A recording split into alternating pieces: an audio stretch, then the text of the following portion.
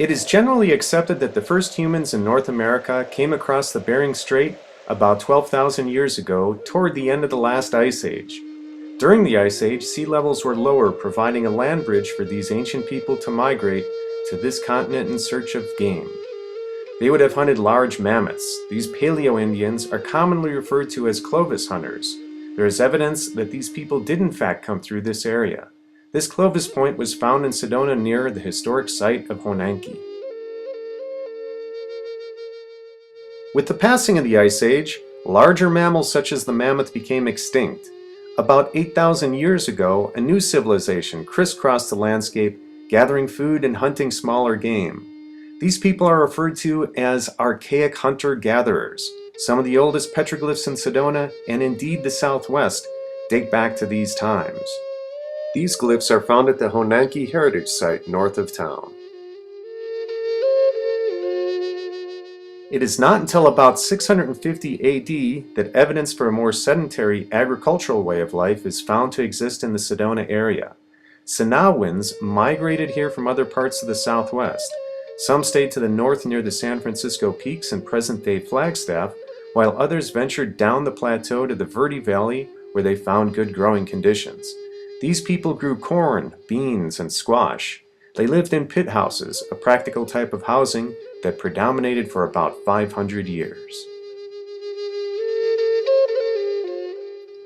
Around 1130 AD, the Senawans began to develop cliffside pueblos and continued to inhabit such structures until about 1300 AD. Around this time, the Yavapai migrated to the area. There is evidence that the Yavapai and Senawans lived side by side, but this period also marks the beginning of an era in which the Senawans began settling hilltop villages such as Tuzagut and Montezuma's Castle. Then mysteriously, around 1425 AD, the Senawans completely disappeared from the area. Theories abound as to what happened to these people, but none has ever been adequately proven. In the early 1500s, the Tonto Apache arrived in the area and largely assimilated with the Yavapai.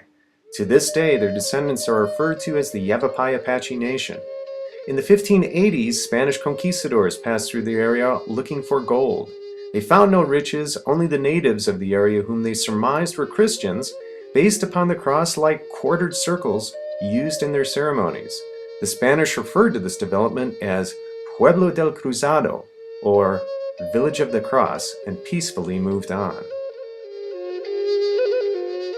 In 1863, an event occurred in Prescott that would have a devastating impact on the Yavapai Apache. Gold was discovered. Miners flocked to the area, followed by farmers, ranchers, and merchants. Conflict soon arose between the settlers and the indigenous people, and the settlers petitioned the federal government for military aid. In response, Camp Lincoln, which would later become Fort Verde, was established in 1865. Between 1871 and 73, over 1,000 Yavapai Apache would be forced onto the Rio Verde Reservation near present-day Cottonwood and subsequently relocated to the San Carlos Agency near present-day Globe, Arizona. Eventually hostilities cooled, Camp Verde was abandoned in 1891, and slowly some of the Yavapai Apache began returning to the area in the early 1900s. Unfortunately, their social structure and way of life had been dealt a nearly irreparable blow. The current Yavapai Apache Reservation includes 640 acres with a modest population of 750 people. Their culture is intimately connected to Sedona and the surrounding landscape. The following story tells the tale of their creation myth. During a great rain that lasted a 40-day spell, she sprang from the depths of nearby Montezuma Well. Wearing a protective pearl, she was sheltered in the log of a tree, before a woodpecker in Sedona set the beautiful woman free. To Mingus Mountain, the bird guided her to meet the sun. They quickly fell in love, and a great story had begun.